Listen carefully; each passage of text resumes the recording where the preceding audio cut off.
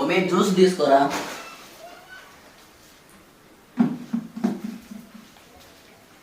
విజయవాడలో rape case, అనంతపురంలో rape case, రిప్ society. ఓమే అసలే ఆడపిల్లవి, బయట జాగ్రత్త. రిప్ సొసైటీ రిప్ సొసైటీ రిప్ సొసైటీ రిప్ సొసైటీ అండి ఏంటండి? ఎక్కడో ఒక కామాంతుడు తప్పు చేస్తే వాళ్ళు శిక్షించాల్సింది సొసైటీలో బతుకుతున్నాం మనం కాదు. మన చేతిలో అధికారం కూడా లేదు. వాళ్ళు శిక్షించాల్సింది గవర్నమెంట్. తప్పు చేశాడని తెలిసిన వెంటనే అక్కడికక్కడ నరికేస్తే సొసైటీలో ఇలా చీడపుడుగురు మళ్ళా పుట్టుకురావు.